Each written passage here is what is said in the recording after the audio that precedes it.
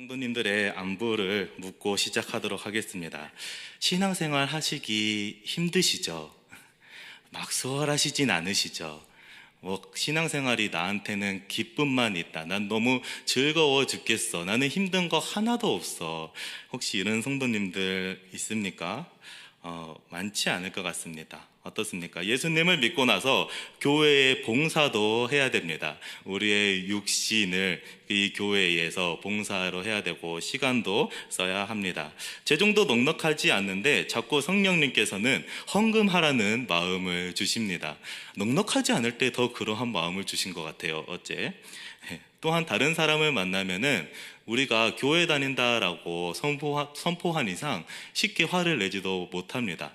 다른 사람들이 억울해할 만한 상황 가운데에서 우리가 억울하다고 막 외치고 그것을 표현하기보다는 그래, 내가 예수님을 믿는 사람이니까 한번 참아야지. 내가 예수님 믿는 사람이니까 한번 넘어가야지. 주님께서는 아시겠지. 그러한 마음으로 살아갈 때가 있습니다. 신앙생활 하시기 힘드시지 않습니까? 축하합니다. 잘하시고 계신 겁니다. 잘하시고 계신 거예요. 힘들다는 것은 잘하시고 있다라는 겁니다. 이 힘든 것이 우리가 인생을 잘못 살아서 우리가 말씀대로 우리가 예수님의 모습을 전혀 닮지 않아가지고 손가락질 받고 욕받고 이러한 것 말고 정말 우리가 예수님의 뜻대로 하나님의 말씀대로 살려고 노력하는 것으로 인하여서 그래서 우리가 노력하고 참고 견뎌내고 내려놓고 하는 것 때문에 그것 때문에 힘든 점이 생기는 것은 신앙생활 잘하시고 있다는 것입니다. 수능이 이제 100일도 안 남았죠. 100일도 안 남았는데 우리 수험생을 준비하는 자녀 혹은 손자, 손녀에게 만약에 어때? 공부하는 거 힘들지 않아? 어렵진 않아? 하는데 만약에 우리 자녀가, 손자, 손녀가 네, 공부하는 거 하나도 안 힘들어요. 스트레스 하나도 안 받고 있어요. 너무 그냥 학교가 즐겁기만 해요. 하면은 어떻습니까? 애가 천재인가 아니면은 공부를 아예 놔버렸나. 네, 마냥 그 힘들지 않다라는 말이 기쁘게 들리지 않는 것은 우리가 공부를 하다 보면은 힘들 때도 있고 어려울 때도 있고 좌절할 때도 있다라는 것을 알지 않습니까? 자, 근데 만약에 자녀가 네, 저 공부하기 너무너무 힘들어요, 지금. 그런데 공부해야 하잖아요. 그래서 하나님께서 나를 사용하실 때 내가 더 잘 쓰일 수 있어야 하잖아요. 저 밤늦게 자는 것도 힘들어요. 학교 가는 것도 힘들고 수업 듣는 것도 힘들어요. 시험 준비하는 그 과정이 힘들어요. 학원은 너무너무 늦게 끝나요. 근데 제가 참고 하고 있어요. 그럼에도 불구하고 제가 버티고 이겨내고 있어요 라고 말했을 때 어떻습니까? 그래, 너가 잘하고 있는 거야 지금. 그래, 그렇게 다 공부하는 거야. 이렇게 위로를 주고 그 모습에 마음이 짠하지만 감동도 느끼지 않겠습니까? 신앙생활을 한다는 것은 우리의 것을, 아니 우리의 것이라고 생각했던 것들을 내려놓는다는 것을 의미합니다.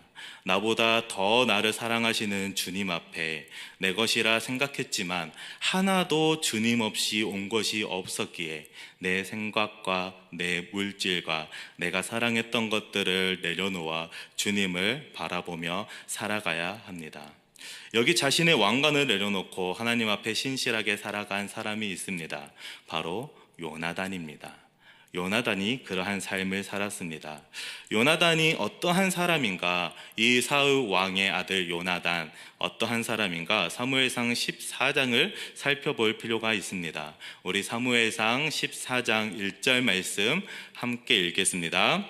하루는 사울의 아들 요나단이 자기의 무기를 든 소년에게 이르되 우리가 건너편 블레셋 사람들의 부대로 건너가자 하고 그의 아버지에게는 아뢰지 아니하였더라. 아멘.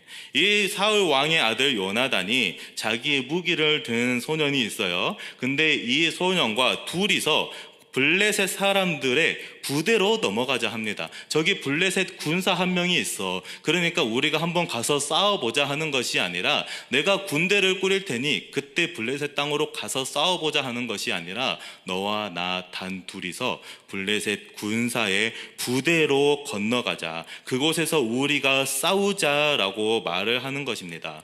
원수 블레셋과의 전투 중에서 그는 용감하게 블레셋으로 향합니다. 그가 가지고 있던 고백, 그가 가지고 있던 믿음, 그가 가지고 있던 신앙이 무엇이었습니까? 사무엘상 14장 6절에 요나단이 이렇게 말합니다. 사무엘상 14장 6절 함께 읽겠습니다. 요나단이 자기의 무기를 든 소년에게 이르되 우리가 이 할례 받지 않는 자들에게로 건너가자. 여호와께서 우리를 위하여 일하실까 하노라.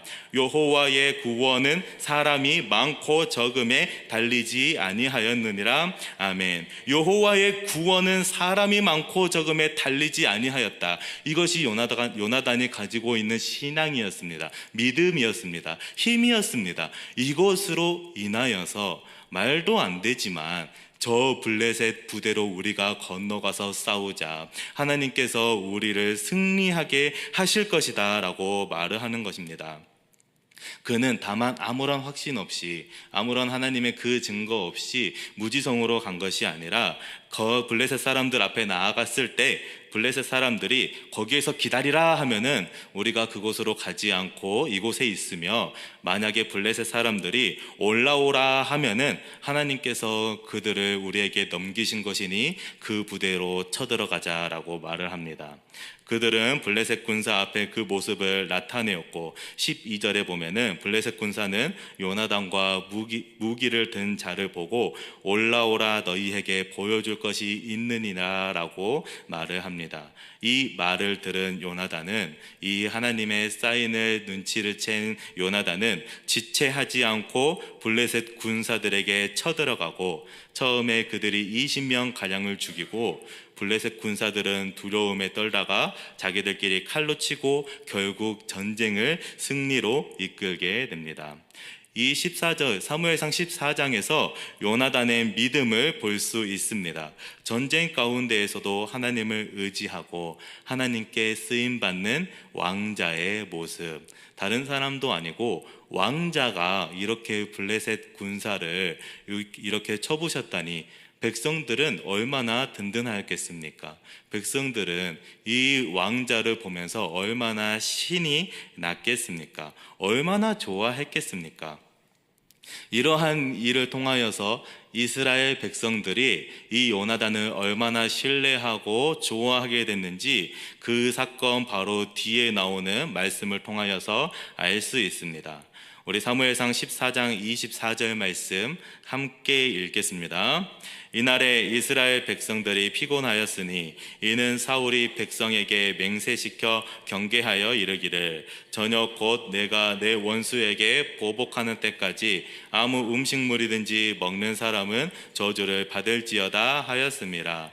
그러므로 모든 백성이 음식물을 맛보지 못하고, 사울이 전쟁 중에 말을 하는 것이 무엇입니까?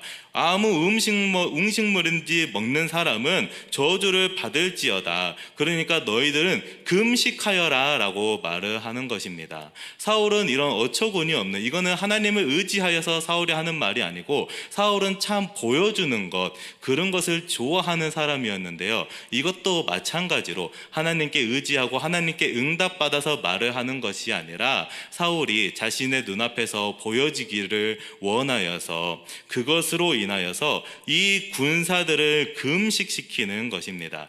전쟁을 하는 군사들을 금식시킨 그때에 요나단이 꿀을 발견합니다. 사울의 그 말, 아무 음식물이든지 먹는 사람은 저주를 받을지어다 하는 그 말을 현장 가운데 있지 않아 듣지 못했던 요나단은 그 꿀을 맛보고 맙니다. 그리하여서 사무엘상 14장 27절 함께 읽겠습니다. 요나단은 그의 아버지가 백성에게 맹세하여 명령할 때에 듣지 못하였으므로 손에 가진 지팡이 끝을 내밀어 벌집에 꿀을 찍고 그의 손을 돌려 입에 대매 눈이 밝아졌더라. 듣지 못하여서 요나단은 그 꿀을 먹게 되었던 것입니다. 그런데 더욱더 어처구니가 없는 것은 사울이 그 후에 하나님께 기도했을 때 하나님의 응답이 없자 이제 다른 누가 범죄한 거라고 생각합니다. 그 전에도 무슨 일이 있었냐면은 사울이 금식하라고 했는데 백성들이 전쟁에서 이긴 그 전리품의 그 짐승을 핏째 먹었단 말이에요. 자기들이 너무너무 배고프니까. 그러니까 금식하라 했던 사울의 자신의 말을 무르고 어떠한 큰 돌을 가져와 가지고 여기서 잡는 짐승은 괜찮다.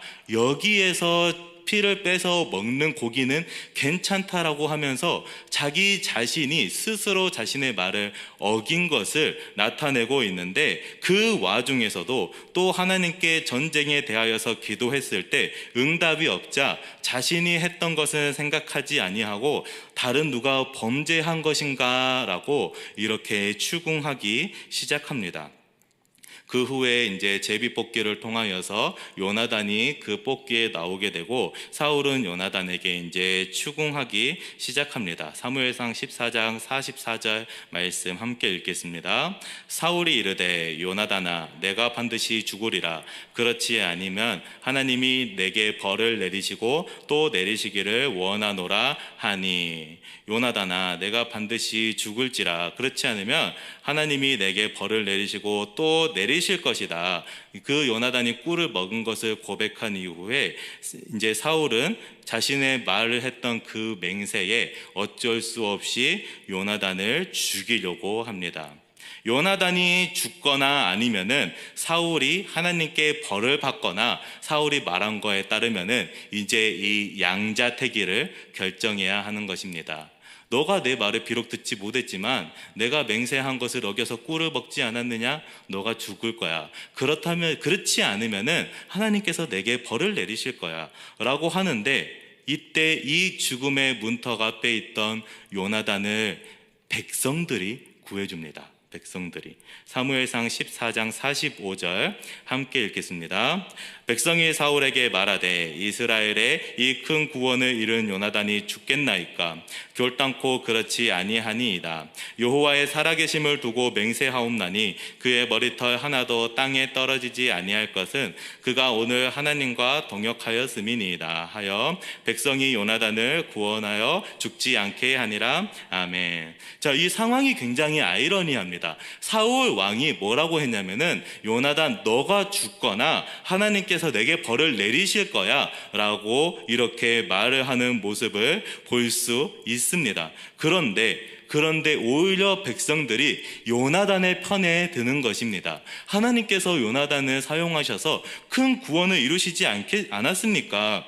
하나님의 살아계심을 두고 맹세하옵나니 그의 머리털 하나도 땅에 떨어지지 않을 것입니다. 사울이 들었을 때 얼마나 서운했을까요, 이 말이. 지금 자신의 말에 따르면 요나단이 죽거나 자신이 하나님께 벌을 받거나 둘 중에 하나의 사건이 일어나야 되는데 백성들이 사울의 편을 들은 것이 아니라 오히려 요나단 편을 들어가지고 아니요, 요나단은 죽지 않을 겁니다 라고 말을 하는 것을 볼 수 있습니다. 비록 백성들이 사울에게 그냥 저주 받으십시오 라고 말을 하진 않았지만 백성들이 오히려 사울 왕보다 이 요나단의 편에 서는 모습을 볼 수 있습니다. 얼마나 요나단을 신뢰하고 사랑하였는지, 얼마나 요나단이 그 이스라엘에서 영향력이 강한 왕자로 지내왔는지 이 사무엘상 14절을 보면 알 수 있습니다. 그는 누구 못지않게 큰 믿음을 가지고 있었고 그는 백성들에게 신뢰를 얻고 인기가 많은 사람이었습니다. 어떻습니까? 이 정도면은 사울 그 다음에 왕으로 대법하지 않습니까? 이 정도면은 왕 자리에 서도 되겠죠.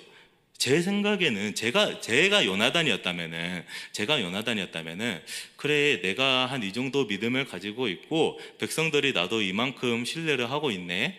그렇다면은 아무래도 내가 다음 왕이가 되지 않을까? 그렇다면 내가 다음에 왕이 됐을 때 이스라엘에 어떤 정책을 펼칠까? 내가 또 어떻게 전쟁에 용감하게 나가서 싸워 이길 것인가? 이렇게 저라면은 그렇게 생각할 것 같습니다. 누가 봐도 다음의 왕은 요나단이 될 것만 같았습니다. 그때 누가 등장합니까? 다윗이 등장합니다. 그 이후에 다윗이 등장하는 것입니다. 다윗의 등장은 순식간에 골리앗을 무찌르고 블레셋 군사를 무찔러서 영웅이 되었습니다. 이 영웅이 된 다윗의 사람들은 사울이 죽인 자는 천천히요 다윗이 죽인 자는 만만이라 노래하였습니다. 막강한 인기를 누리게 되는 그 신생 영웅 다윗이 등장하게 되는 것입니다. 이로 인하여서 사울은 다윗을 주목하였다, 곧 경계하였다. 그리고 혹시나 다윗이 왕의 자리를 넘보지 않을까 노심초사하는 마음이 되었고, 우리가 잘 알다시피 다윗도 다윗을 여러 번 죽이려고 하였습니다. 사울은 알고 있었어요. 사울은 이 다윗의 인기가 너무나도 크구나. 그렇다면은 이 왕의 자리를 충분히 넘볼 수도 있겠다. 그만큼 다윗이 믿음도 뛰어나고 백성들 사이에서 신뢰가 두텁다. 이 다윗이 있는 한 나의 왕조는 흔들리는 이 돌 위에 있는 것과 같다. 모래 위에 있는 것과 같다. 반석이 있지 않다라는 것을 사울이 그렇게 생각하고 있었던 것입니다. 그런데 왕자 요나단은 누가 봐도 가만히 있으면은, 아니 다윗이 없으면은 쉽게 왕이 될 것 같던 그러한 요나단은 이 다윗의 인기를 알고도 그를 멀리하지 않았습니다. 하나님과 함께하는 다윗과 친밀한 관계를 유지하였습니다. 오히려 사울이 다윗을 죽이고자 했을 때 앞서 나가서 말리고 변호하여 주었던 것이 요나단이었습니다. 하지만 사울로 인해 여러 번 죽음의 고비 앞에 있는 다윗은 결국 도망가기로 합니다. 그는 요나단을 만나서 사울이 정말 자신을 죽이려 하는가 알 수 있는 계획을 요나단과 함께 짭니다. 그 다음 날에 있을 초하루에 해가 진 다음 서쪽 하늘에 초승달이 새롭게 나타나는 날, 그 당시에 달의 주기로 중심으로 계산했을 때 매월 첫째 날이 되는 그 초하루에 이제 사울 왕을 포함하여서 그 자리에 다윗도 함께 있어야 하는데, 그때 다윗이 나타나지 않는 것입니다. 그렇게 하였을 때에 요나단이 사울에게 다윗이 자기들의 가족들과 함께하는 절기가 있어서 베들레헴으로 갔습니다 라고 말을 한다면, 이때 사울의 반응이 어떠할 것인가? 과연 어떠할 것인가? 그래서 사울이 만약에 좋다, 알았다, 다윗이 베들레헴으로 갔구나, 그렇다면은 사울이 다윗을 이제 해칠 마음이 없는 거구나 라고 생각을 하는 것이고, 만약에 사울이 분노한다면은 어떻게 베들레헴에 가도록 냅둘 수가 있었느냐라고 말을 한다면은, 그렇게 화를 내고 분노한다라면은 정말로 사울이 다윗을 죽이려고 하는구나, 이렇게 이해하기로 둘이 약조하였습니다. 그렇게 그들은 들로 나가고 언약하고 그들의 비밀 메시지를 남기게 됩니다. 그런데 여기서 하는 언약이 굉장히 이상합니다. 요나단이 쉽게 할 수 없는 언약을 하는 모습을 볼 수 있습니다. 제가 사무엘상 20장 13절에서 15절 말씀을 조금 빠르게 읽겠습니다. 그러나 만일 내 아버지께서 너를 해치려 하는데도 내가 이 일을 내게 알려주어 너를 보내어 평안히 가게 하지 아니하면 여호와께서 나 요나단에게 벌을 내리시고 또 내리시기를 원하노라.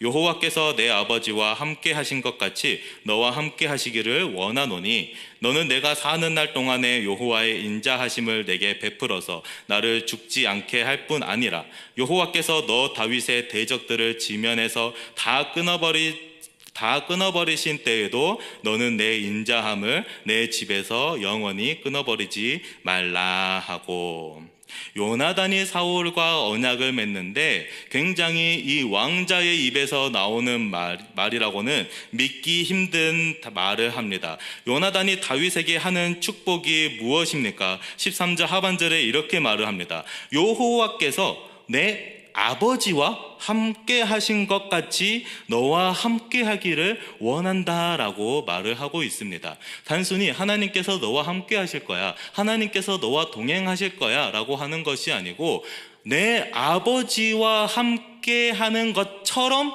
너와 함께 하실 것이라고 말을 하는 것입니다.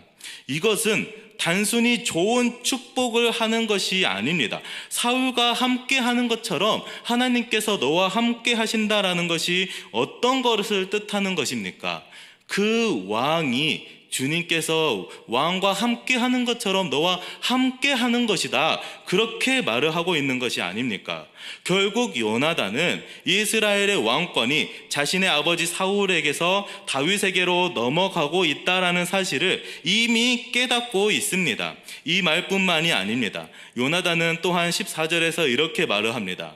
너는 내가 사는 날 동안에 여호와의 인자하심을 내게 베풀어서 나를 죽지 않게 하라. 나를 죽지 않게 하라. 다윗의 인자가 어디로 향합니까? 나를 죽지 않게 하는 곳으로 향해달라고 합니다. 15절에서는 너 다윗의 대적들을 지면에서 다 끊어버리실 때에도 너는 내 인자하심을 내 집에서 영원히 끊어버리지 말아라. 요나단이 만약에 다윗의 대적을 블레셋 족속으로만 생각했다라면은, 이방 족속으로만 생각했다라면은 그 인자하심을 내 집에서 끊어버리지 말라라고 얘기를 할 필요가 없습니다.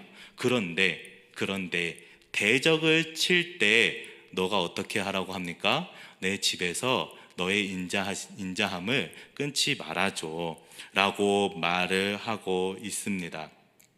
이미 요나단은 그 하나님께서 왕의 자리를 자신이 아니라 다윗에게로 향하고 있고, 그것이 진행 중이라는 것을 아는 것입니다. 그것을 깨닫고 있는 것입니다.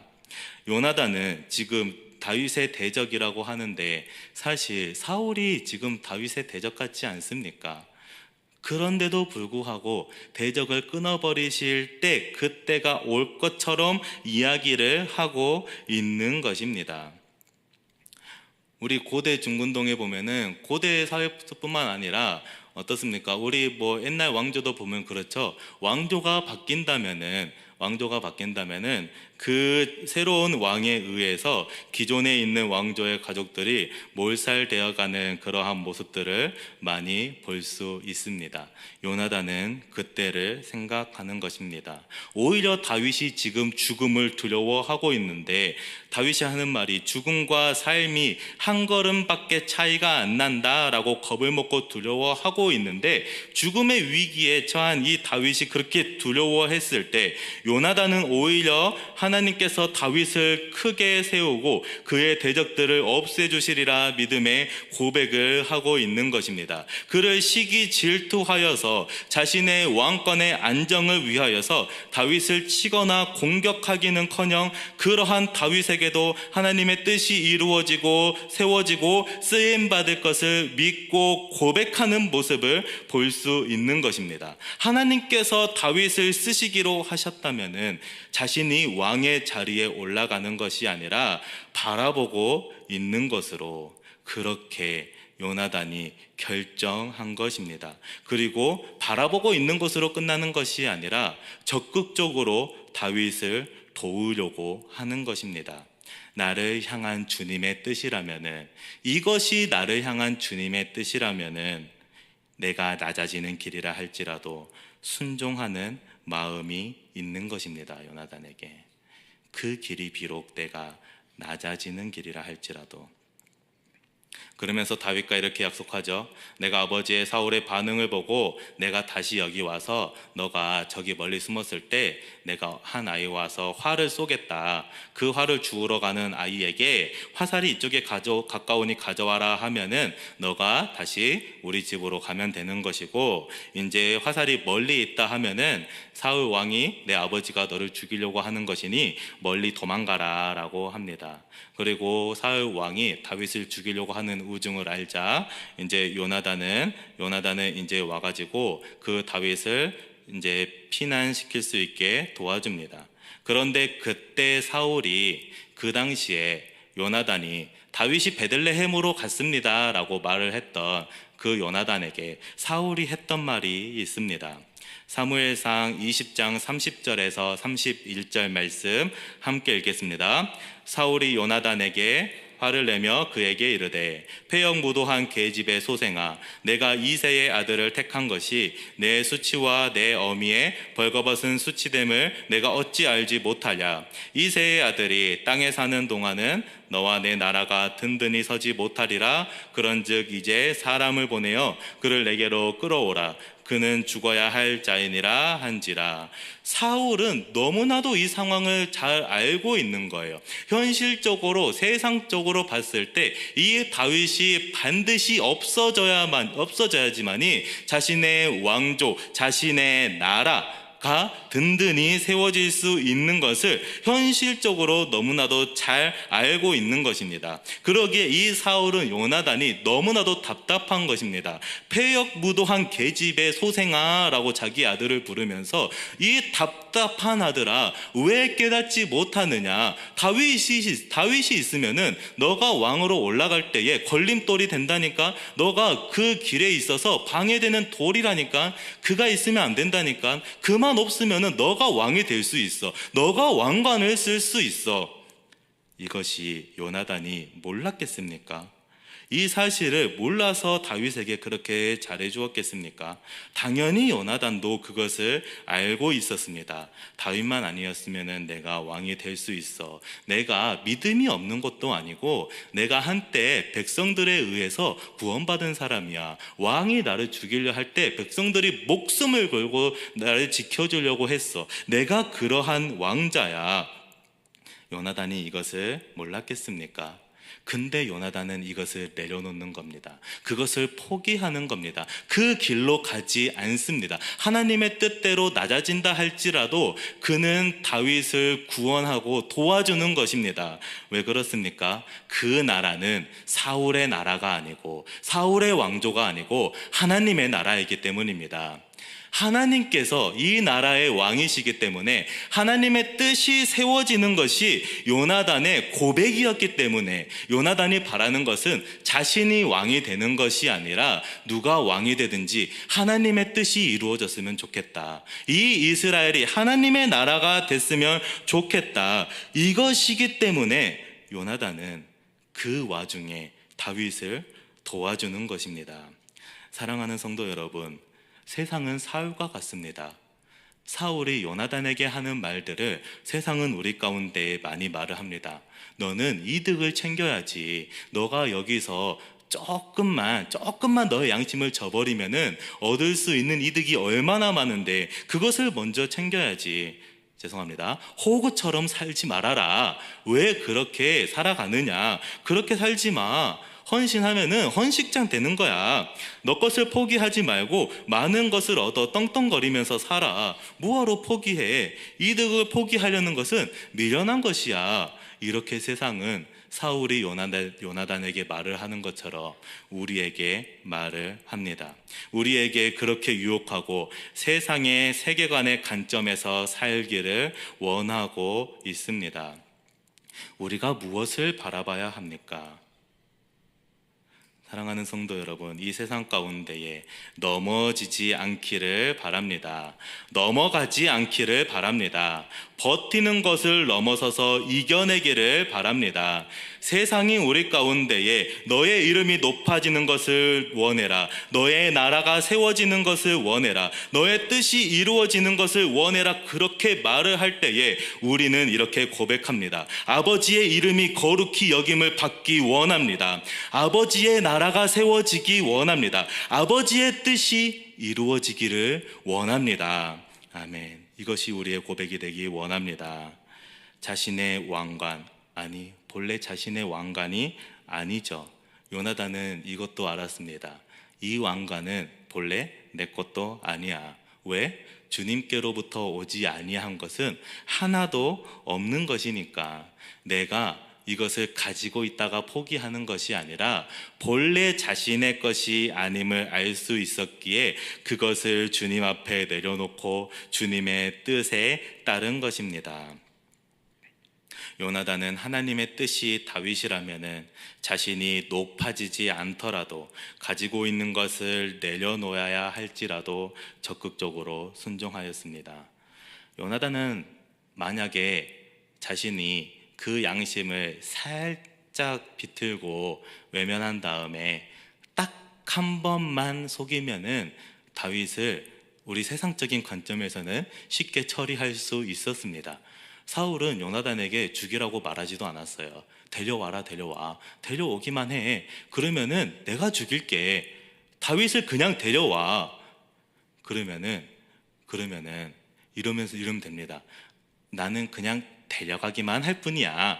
나는 그냥 데려가고 하나님께서 다윗을 살리든지 죽이든지 알아서 하시겠지. 우리가 신앙생활하면서 이 땅 가운데 살아갈 때에 많은 유혹 중에 하나가 다른 사람의 악한 양심에 편승하려고 하는 그러한 유혹이 있습니다.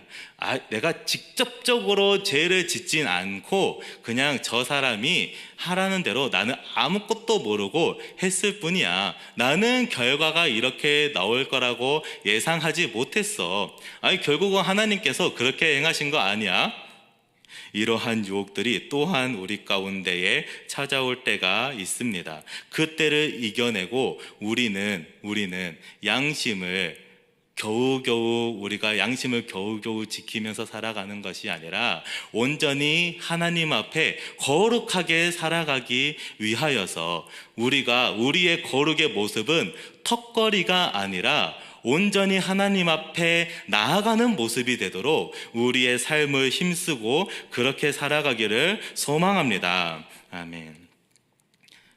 우리가 가장 멋진 모습이고 우리가 가장 아름다운 모습이고 우리가 가장 그렇게 하나님께서 기뻐하시는 그러한 모습은 우리가 이 땅의 것으로 잘나고 이 땅의 것으로 떵떵거리면서 사는 것이 아니라 우리의 것을 주님 앞에 내려놓을 때, 우리의 것을 주님께 드릴 때, 주님께 순종하며 나아갈 때에 우리가 가장 멋진 모습이며 가장 아름다운 모습인 것입니다. 향유를 주님께 드린 마리아를 한번 생각해 보시기 바랍니다. 그 향유가 주님 앞에 드려졌습니다. 어떻게 얼마나 다른 방법으로 더 귀하게 쓰일 수 있었겠습니까? 주님 앞에 드려진 향유가 아무리 다른 방식으로 쓴다고 한들 더 귀하게 쓰임 받을 수 있었겠습니까? 그 향유를 비싼 값에 팔아서 자신이 아무리 하고 싶은 것을 다 하며 자신이 사고 싶은 것을 다 산다고 한들 그 향유를 주님께 드린 삶보다 더 귀한 삶이 될 수 있었겠습니까? 더 귀한 것으로 여겨질 수 있었겠습니까? 그러한 믿음으로 주님께 그 향유를 드릴 때, 자신의 것을 내려놓았을 때, 욕심 없이 내려놓았을 때 예수님께서는 복음이 전파되는 곳에서 이 여자가 행한 일을 말하며 기억하리라 하고 말씀하셨습니다. 이 여인이 향유를 주님 앞에 드린 것처럼 요나단도 욕심으로 인하여서 왕이 되는 것보다 100배는 아니 1000배 만배는 더 멋있는 삶을 선택하였습니다. 무엇입니까? 자신이 올라갈 수도 있는 왕위에 걸림돌이 될 수 있는 다윗을 멀리하거나 없애려고 하지 않고 하나님의 뜻에 맡기며 순종하였습니다. 그 모습이 왕이 되는 것보다 100배는, 10,000배는 더 멋있는 모습인 것입니다. 아니요, 원래 하나님께서 요나단에게 그 왕관을 허락하지 아니하였으면은 요나단은 아무리 애써도, 자신의 양심을 어기면서 아무리 애써도 결국 그 자리에 올라가지 못했을 것입니다. 그렇다면은 요나단은 결국 자신이 원래 가질 수 없는 것을 내려놓고 정말 멋있는 삶을 산 것이 되는 것입니다. 나를 향한 주님의 뜻이, 나의 인생 가운데에 주님께서 세우신 계획이, 나를 인도하시는 길이, 주님께서 항상 우리를 높은 자리로 부르시진 않습니다. 우리를 낮은 자리로 부르실 때가 많이 있습니다. 앞서 찬양했던 것처럼 태산을 넘고 험곡으로 갈 때가 우리의 삶 가운데에 많이 있습니다. 하지만 그 길에는, 그 낮은 자리에는, 그 우리가 내려놓은 자리에는 하나님의 영광이 함께 하십니다. 그곳에 하나님의 영광이 함께합니다. 그것이면 되지 않습니까? 우리가 지하 끝까지 내려간다 할지라도, 우리가 비천하고 비천하여진다 할지라도, 이 세상 가운데 저 높은 곳에서 하나님의 영광이 없는 곳에서 사는 것보다 우리가 저 낮은 곳에서 하나님의 영광 가운데 살아가는 것이 더 낫고 비교가 안 되는 거 아니겠습니까? 그러한 삶을 우리가 소망하는 가운데 사는 것이 아닙니까? 이것이 왕인 사울보다 왕이 되지 못한 요나단이 더 멋지고 그 삶이 값져 보이는 이유입니다. 그렇지만 우리가 내려놓았을 때, 우리가 포기하였을 때, 우리가 주님 앞에 드렸을 때에 주님께서는 우리에게 그것을 받기만 하고 끝나는 것이 아니라 주님께서 우리에게 더 값진 것으로 채워주십니다. 왕관을 내려놓을 때, 우리의 것이라고 생각했던 그 왕관을 내려놓을 때 하나님께서는 우리에게 면류관을 주십니다. 디모데후서 4장 8절 함께 읽겠습니다. 이제후로는 나를 위하여 의의 면류관이 예비되었으므로 주 곧 의로우신 재판장이 그날에 내게 주실 것이며 내게만 아니라 주의 나타나심을 사모하는 모든 자에게도니라. 아멘. 이제후로는 어떠합니까? 내가 예수님의 말씀에 순종하고 하나님의 뜻대로 살아서 이제 내가 이 땅 가운데에서 많은 것을 포기하였고 이제 내가 주님 앞에 갈 때에는 나를 위하여서 무엇이 예비되었습니까? 의의 면류관이 예비되었습니다. 아멘. 우리는 면류관을 바라보고 사는 것입니다. 왕관을, 이 세상의 왕관을 바라보고 사는 것이 아니라 하나님께서 예비하여 주신 의의 면류관을 바라보고 사는 것입니다. 그 의의 면류관을 바라봄으로써 이 세상을 이겨내는 모든 서형교회 성도님들 되시기 바랍니다.